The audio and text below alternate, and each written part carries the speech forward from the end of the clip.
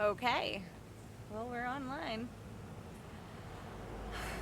I got banned from Facebook, guys. And I just did like an entire astrology thing, but I didn't push record. So at least I did like a run through. I know what we're going to talk about now.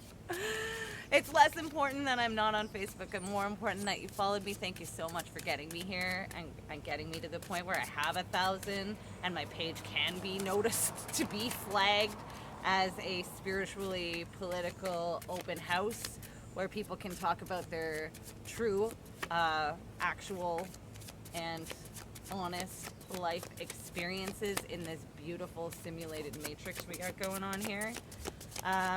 I want to talk a little bit about, I want to give a shout out to my Geminis, my Sharon, oh, I have so many. Oh my God. I can't even. I'm not going to say all your names. You know your names.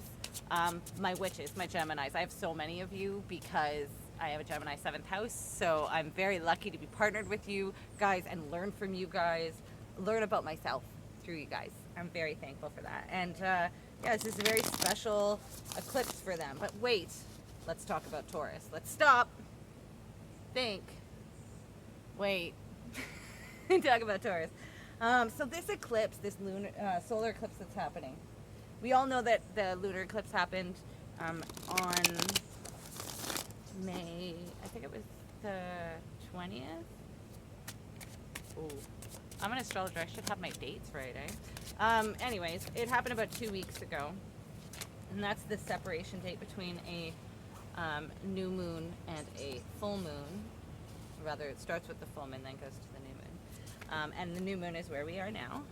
Our cards are already out. How pretty is that? Can I get one more for the top corner? So the lunar eclipse was about really facing our emotional receptive nature, facing our radiance. And that's every full moon. Okay, that's every full moon. That's why people get all whacked out, because they're facing themselves. And their oppositions will be awoken to them so that it's not subconscious, like you can actually see it coming. And then the new moon is always about realigning your radiance with your emotional self after you've done the changes, after you've made the cuts, after you've refined everything. Can I get one more for this placement? One more, please.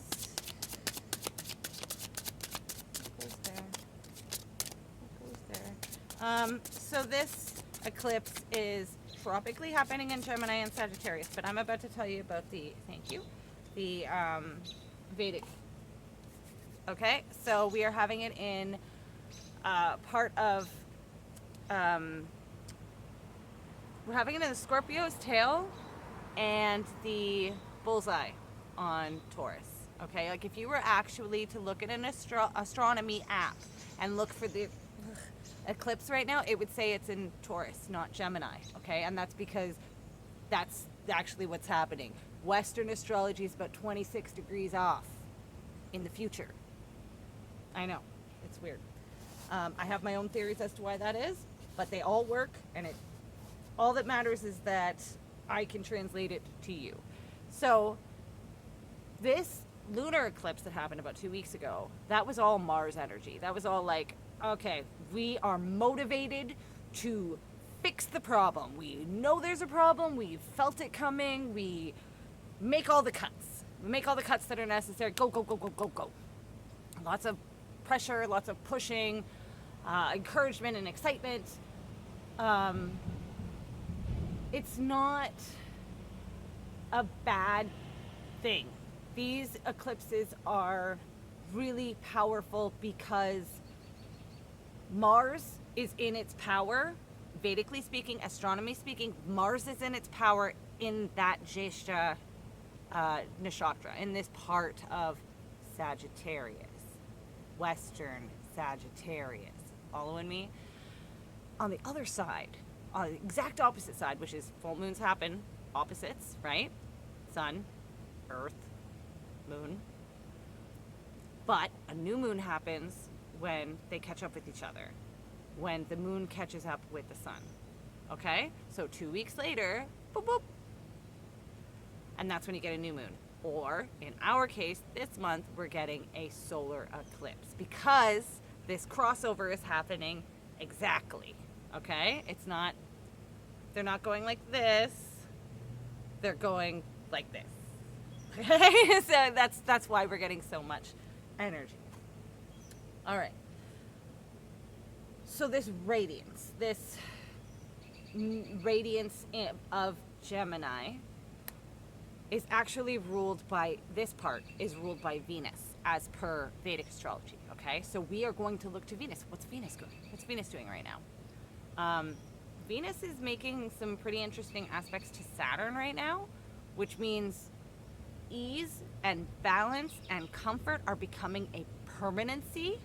We're not dealing with frivolous things that make us feel good. We're dealing with concrete plans that establish beneficial nature in patterns that will last. That's awesome. Venus is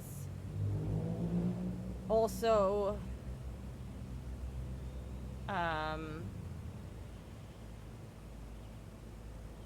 guess her aspect to Saturn is probably the strongest one, but because she's aspecting Saturn, she will also aspect Uranus. Uranus and Saturn are working together. Most astrologers have already probably told you about that. This is a generational thing. It's going to happen 3 times this year, once next year, once last year, or something like that. Like it's like 5 exacts, I think, that these two are going to hit on. And I'll make other videos about that.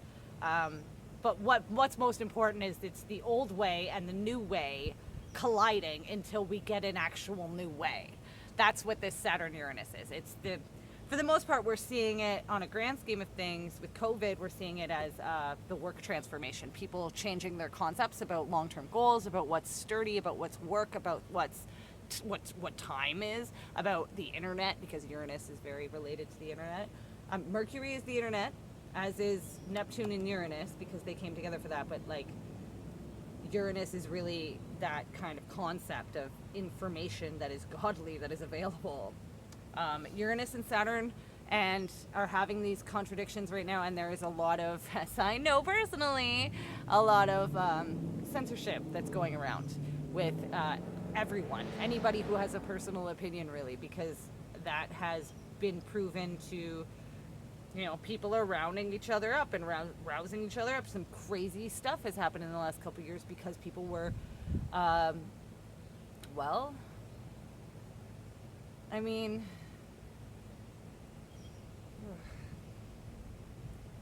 sorry, I just get overwhelmed because there's I immediately think of what happened in the States during the inauguration.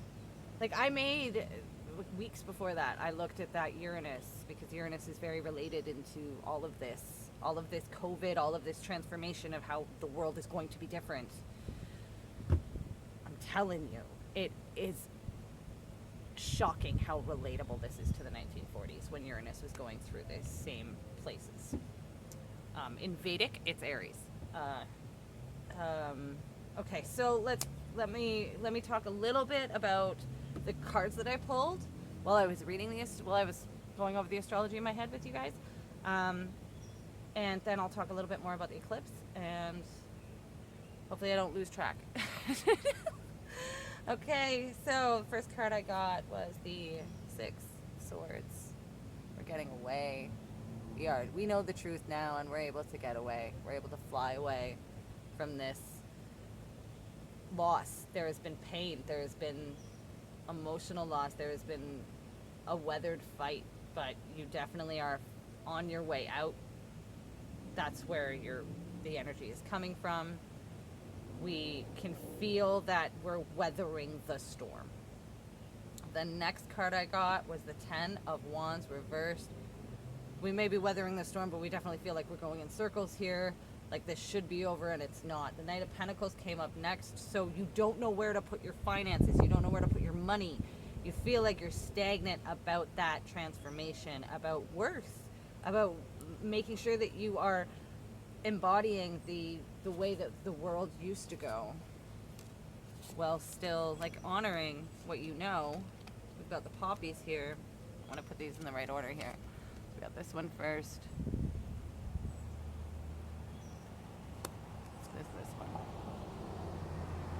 And this is going in circles. Like you really want to stop this, but you're dragged down. And then you have this here, but he came up upside down as well.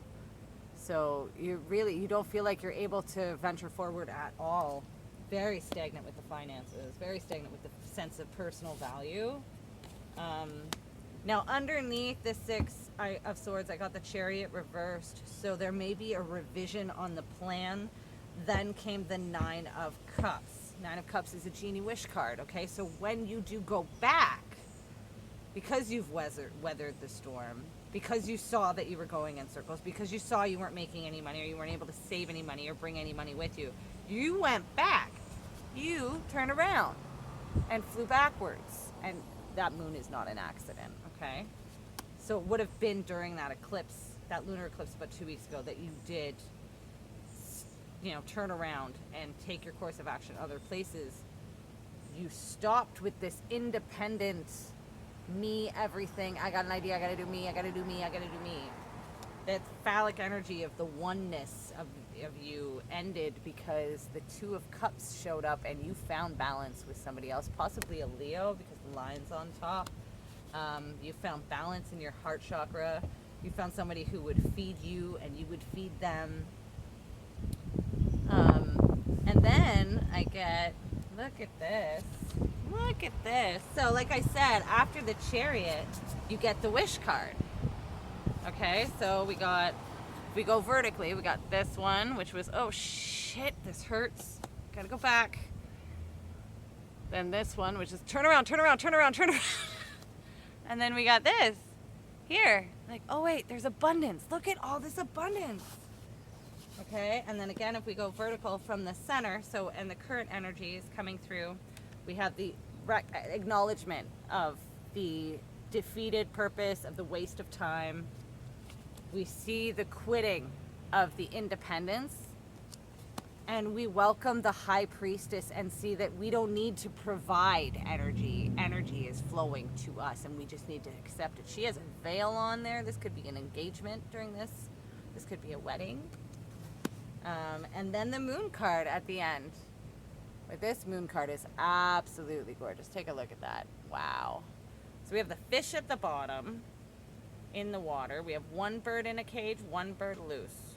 And we have a very winged look in the clouds around this gorgeous eclipsing moon. The Moon card stands for, it can stand for a lot of different things. Emotional well-being, motherhood. It can stand for security, dreams, psychic abilities. But I've also heard it, and different books are different, so I'm going to read the last card because it is our last card. Different books are different, so let's find out what the Moon card says from the Crow Tarot. The Moon card, number 18. Upright. Dreams, nightmares, shadow self, subconscious, deception, element, water. In a dreamlike state, the crow rests on a branch, staring at the moon as it reflects a darker image of herself, her dark self. Below the crow, there is a pond, which represents the subconscious mind, with a caged raven symbolizing her wild side that she is attempting to restrain. It is part of herself that she tries to conceal. The moon illuminates the areas where we are project our insecurities, and in doing so, we fall victim to our own harmful powers that may infiltrate the psyche. So sit by the light of the moon and travel inwards and find the areas of fear and anxiety. Find where they have taken control. The moon asks you, what are you concealing? Learning to recognize and accept all parts of our being, even when the components that may be considered a weakness. This is essential for being whole. The moon represents calmness in its positive light. But you must take in that power and take it from places that you have felt insecure in the past. All right. Well, that's gorgeous. So this definitely was about not feeling worthy. Not feeling worthy. I feel like you're changing. You turned a page. Congratulations, guys. This is a beautiful eclipse. If you'd like a free reading from me, just short reading, I'm offering for new clients only. I will do an ascendant reading or a moon reading for you. It's like a 5-minute video, and you can have a little chat with me. And that's just to get to know me. That's for new clients only. And for my old clients, you guys know, if the original price that you paid me, no matter if I ever up my prices, the original price that you pay me will always be the price that I take from you. That's my gift to my tribe, my collective. Thank you so much for meeting me here. I'm going to do some more videos and see how the evening goes. Happy eclipse.